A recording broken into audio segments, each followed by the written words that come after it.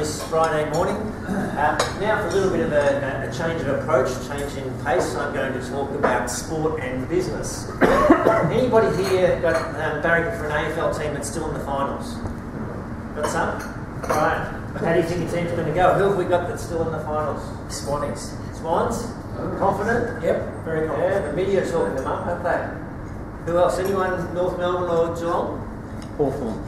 Hawthorn, oh wow. That's who we probably think is going to play off in the grand final, isn't it? Two already playing each other. I'm hoping so. We've got two brothers coaching against each other this weekend too, with North Melbourne and Geelong. We'll see how that goes. Sport's been an integral part of my life for a long time, and Game Plan is all about having a look at how sport and business can learn from each other. And today in particular I'm going to talk about some ideas in terms of how business can learn some things from what sport already does really well. Unfortunately, my team is not in the finals this year, first time for a while. A few years ago I tried to make a career out of football and tried to have a few games at Collingwood. It didn't last very long, wasn't all that successful, but I had a bit of fun along the way. But it started me on a journey of looking at high performance, and I've been on that journey ever since. The last 10 years I've been doing executive coaching, business coaching, leadership training. Still do work at the moment with Mount Eliza Australian Institute of Management, Australian Human Resources Institute. I'm qualified as a sports psychologist, don't do that work anymore. And in between there I had about 17 years in corporate, including a lot of years in sales and marketing management. Now, because I love sport and because I was involved in business, I was constantly talking about both through all of that time. And it's really interesting how both sport and business can learn from each other, and how there's some things that we do well in business that sport can learn from, and the other way around. So here's some things that I'm going to focus on today. We're going to have a look at maybe a forgotten perspective that leaders should really know about in business that operates in sport. We're also going to look at what sport now calls desire indicators, so as part of statistics, and how that's really important in business as well. We'll also quickly look at what business leaders need to learn from sports recovery sessions. You've seen the guys out in the ice bars, or particularly in the bay after the football sessions, or the recovery sessions. Yeah, there's some important things that we can learn from that in business as well. And then we'll have a look at one key thing, simple but powerful, can have a huge impact on motivation. So let's get into it. One thing that sports coaches have to do is stay outside the boundary line in terms of football, or in terms of their athletes. They can't train or perform for them. What that forces sports coaches to have to do is to work on how do they develop their athletes and their team. Now, in business, we can get a bit confused about this. In fact, I see as one of the greatest challenges that I've worked with in terms of business leaders is being able to let go. In sports terms, most business leaders are actually performing like one of the captains out on the ground. Okay? And they're running around trying to do all of the work as one of the players.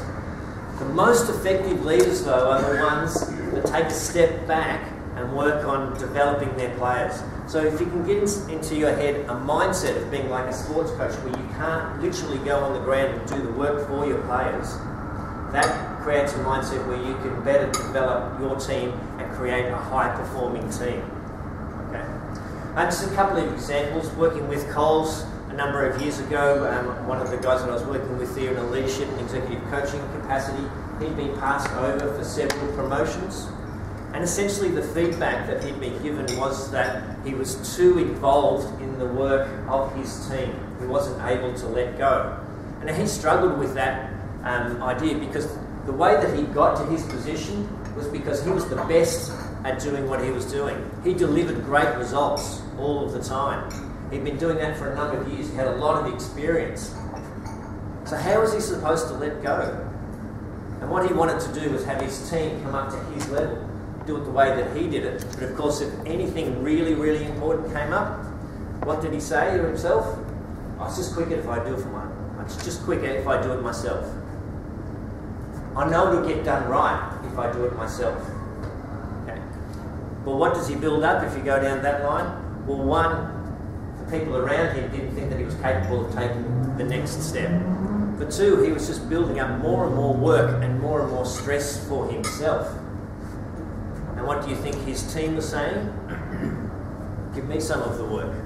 Another group of directors that I work with in a small organisation, they said to me, no, I can't do that. You know, our next level down of middle managers, they've got too much on, they're too busy, I can't delegate to them, I can't let go and give them some of the work. That was part of the excuse. The other thing was they wanted to keep control of their business, no doubt. But eventually I talked them through and I said, well, go and have a talk to these guys and girls and see what they want.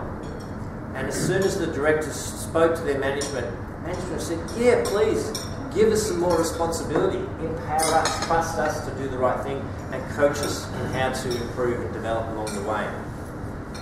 So empower your team by taking that step back and trying to keep in your mind like you're a sports coach. You can't go on the field, so you can't do the work for them. You have got to get them up to that high performance level so they can do that high level work. Feedback. These are some of the desire indicators, but sports use feedback really well. Some of you may say some of the sports have gone crazy with the amount of sports and stats that they collect. But why do they continue to collect more and more statistics, provide more and more feedback? Because it works. Sports people get feedback about their technique, their approach. They get feedback about their attitude, how they're connecting in with the team. They get feedback about all of their physiology these days with the GPS tracking on the back of so many of the professional sports. And all of that comes together to help them perform better. But just as importantly, what it does is that it gives them feedback, so it helps to build their confidence, helps them to know in the areas where they should be improving. It helps them to know what they're doing well, what are their strengths. And this is one of the areas in business this is really poor. All of the research that we see, all of the qualitative feedback that we see, and all of the anecdotal stories tells us that in business there's a distinct lack of feedback. Feedback is a big void. And if there is any feedback, which is rare, what type of feedback is it? Negative. Right? We point out the stuff that everybody does wrong. Okay?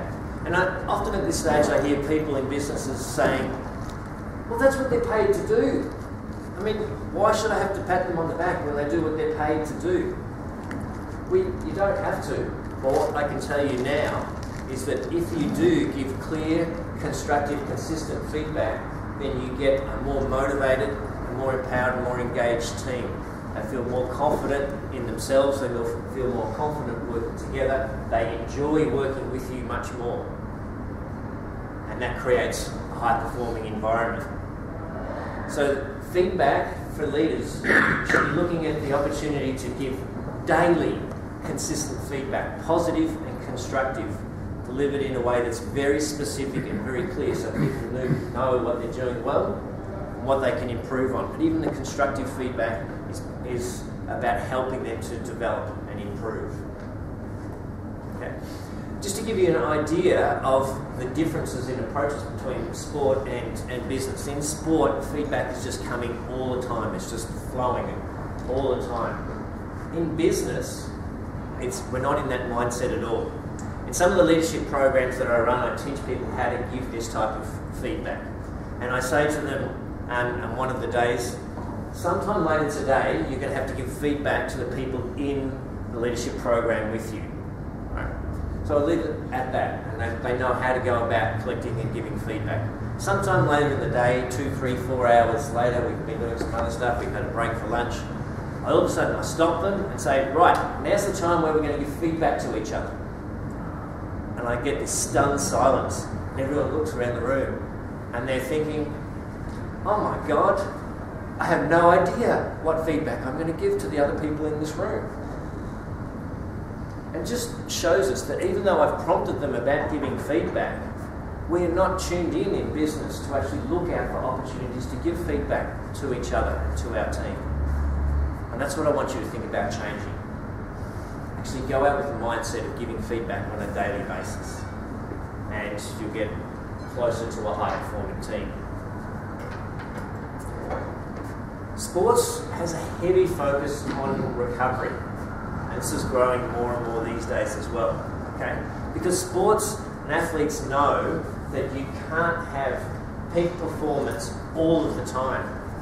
You can't have athletes training at 100% all of the time. They need to push themselves at certain times, then they need to allow themselves to recover mentally and physically. They change the way they go about their approaches to the training, which will push them in certain areas but not in others, and allow themselves to recover. In business, we can tend to create this expectation that we want all of our people to be operating at 100 or 110% every minute of every day. And if work takes you longer than normal hours, then you should be operating at 110% just to get all of your work done. It doesn't work that way. And what we see in the Gallup polls on engagement and productivity clearly show us that people know they can't operate at this high level all the time, so they become disengaged. And what happens is that they drop down their level of performance to a mediocre level, okay? Because they think, well, I can sustain this. At 60-ish%, that's sustainable. And if I just keep that consistent, then that should be okay. I'm not dropping below the line where it's completely unacceptable, but there's no way that I can operate at this high level, high stress all of the time. So I'll drop down to a level that I think I can sustain. Now, as high-performing leaders, to create a high-performance environment, what we want to be able to do is to give them flexibility and balance to our teams. Let them know that we want really high performance at certain times, when there's certain deliverables, certain times of the year, certain aspects of their work, but also there's flexibility to go a little bit slower with other aspects of the work, to have a bit of balance, have different types of working hours at different times. So it's just okay that you don't have to be at 100% all of the time. That way you get to work with them, that when you need them to be high performing, they're much more likely to be high performing. Okay. Plus they also get the sense of a bit of fairness and balance in the way they're going about operating. And that makes them more interested and more up to achieving the high performance level when it's required. And finally, sports do a really good job at celebrating wins. Small wins, medium wins, and big wins. Yeah, it's a bit easily from sports and athletes' point of view because they can regularly have performances that they look at supporting and celebrating. But that's not all they do. They celebrate wins along the way, whether it be at training, whether it be personal bests as they're going along. These things will, in AFL terms, these things will be in pre-season training as well, celebrating certain levels that they've achieved. Some of the Olympic athletes work 4 years in between each of those major performances, but they're still celebrating along the way, lots of little milestones. And they get a huge amount of satisfaction. If you think of the AFL teams, just on a week-to-week basis, having a look at how they feel after they have a win, just during the season, not even just in the finals. Right? There's a celebration around that and an acknowledgement. If you ask the athletes, that feeling of achievement after a win is the main reason that they put themselves through all of the hard work. In business, we don't create anywhere enough of that sort of an environment. It just seems to be a constant, keep going, day-to-day stream of work. We don't seem to stop and celebrate how well people are doing, how we've done as a team. Okay. So I want you to think about how you can create a high-performing team by celebrating more wins. Think about it from the sports point of view. How could you do it at least on a monthly basis? Maybe 2 or 3 times a month. To show your team how well they're doing, or individuals how well they're doing. Make it really clear and specific, okay, about what you're celebrating. A Christmas party at the end of the year is not what I'm talking about, right? That's more like an end-of-season footy trip. That's a lot of fun. It's a nice social gathering, get together. But it's not celebrating the wins, giving the sense of achievement and satisfaction for what you're doing along the way. You'll create a much higher motivation level in your team if there's regular celebration about the things that you're doing well as a team. Clearly and specifically acknowledging what they're doing well. and helping them to feel good about themselves and feeling good about being part of the team.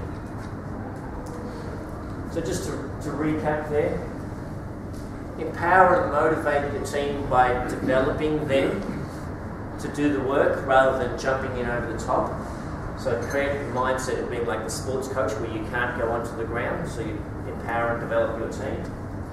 Give daily, clear and specific feedback, positive and constructive, and daily feedback to build a high-performing team rather than avoiding feedback or only giving negative feedback. Create an environment at work that focuses on flexibility and balance so that you can have times where you get really high performance, the very best performance out of your team. They also know that they don't have to sustain that all of the time. They have some flexibility and some balance and time to recover and refuel. And celebrate wins with your team on a regular basis. Again, clearly knowing what those wins are about. Yes, we've hit our targets for this month. Yes, that project finished on time. Whatever the specific targets are or focuses around for you, celebrate those wins and help your team to feel really good about working with you and enjoying what they're doing at work. So that's where I'll finish off there. Short but hopefully informative, some key things. Many people that I speak to around sport and business, they know and they understand, they see these things, but they're not necessarily using them. In fact, they find it often hard to go from seeing where it's operating in sport and knowing how to do that in business. So I'm encouraging you to think about these key points that I've brought up and how can you apply these in your business situations to create a higher performing environment. Thank you very much.